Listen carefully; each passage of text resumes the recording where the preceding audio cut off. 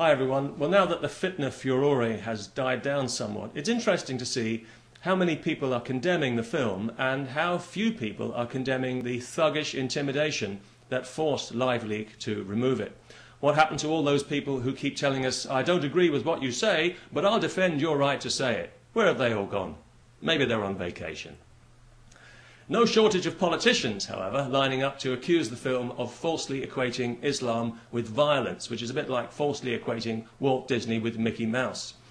I'm sure anyone who follows the news would also equate Islam with violence. I know I certainly do, because anytime anybody criticizes Islam, they're usually threatened with violence.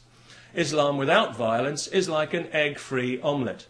The religion is predicated on violence and the threat of violence. It's a religion of peace in the same way that North Korea is a People's Democratic Republic. But we're not allowed to say that, because if we do, we'll be threatened with violence. When the film was actually removed under threat of violence, some Muslims actually had the nerve to congratulate LiveLeak for promoting tolerance on the internet. I tell you, whenever I think about this stuff now, I feel like I'm in a hall of mirrors, don't you? To be fair, Dutch Muslims do deserve some praise because they could have reacted violently and probably got away with it. We all know that. So all credit to them for not exploiting the situation.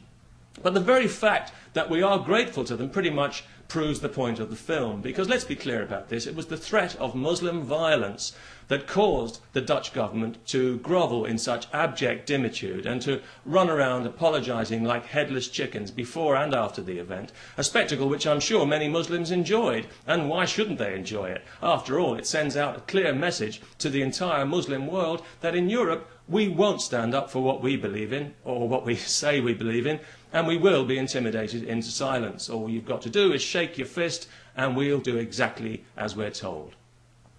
So Islam in Europe now enjoys the best of all possible worlds. It's a religion when it wants to be, it's a culture when it wants to be, and it's a race when it wants to be. It gets full rights on all three counts, demanding and getting respect wherever it goes, while giving absolutely none.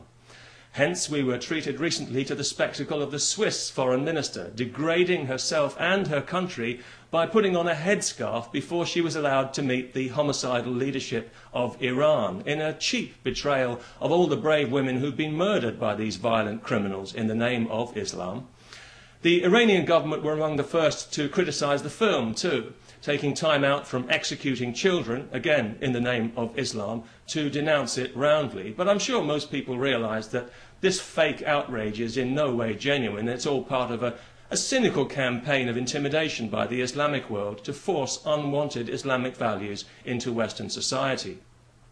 And that's why in every free country there is now aggressive Islamist pressure groups, usually funded by the Saudis, who claim to speak for all Muslims, but who actually speak only for a small band of fanatical bigots like themselves, and who are very quick to insult our culture and our values as degenerate and immoral, while being themselves ultra-sensitive to any perceived criticism, portraying themselves as victims, as oppressed, rather than the oppressors they are, knowing that if you repeat the lie often enough, people will start to believe it. Mr. Goebbels taught us that little nugget of wisdom, and the would-be authors of the next Holocaust have learned the lesson well.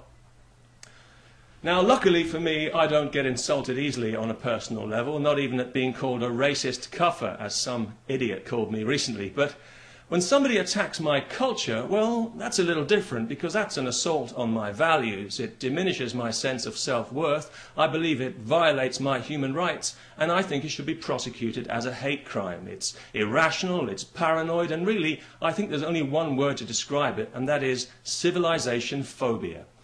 This is a word I like to use as a kind of umbrella word for a host of different phobias that manifest themselves in Islam, including eleutherophobia, fear of freedom, epistemophobia, fear of knowledge, prosophobia, fear of progress, peccatophobia, fear of sinning or imaginary crimes, catagellophobia, fear of being ridiculed, xenophobia, fear of new things and ideas, cherophobia, fear of gaiety, big fear of gaiety, and the biggest fear of all, of course, gynophobia, fear of women.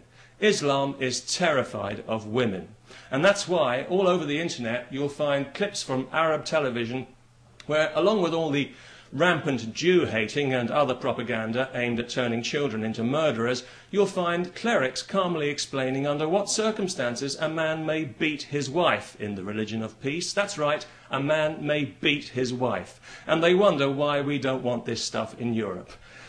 If you lay a violent hand on a woman, you're not a man, you're an animal. And I don't care how many so-called scholars tell you that cowardly brutality is the will of God.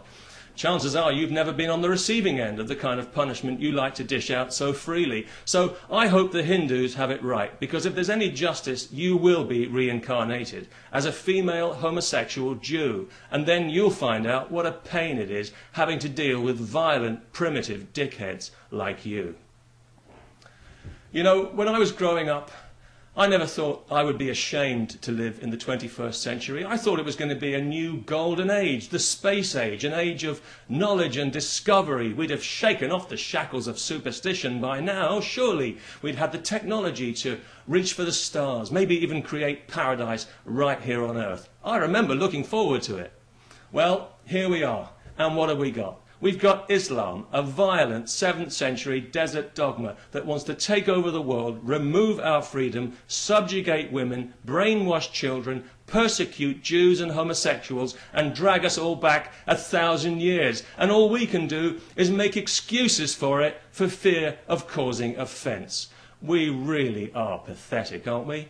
You know, I think people living 500 years from now will look back on this period of history and they'll laugh at us. Well, wouldn't you? Peace.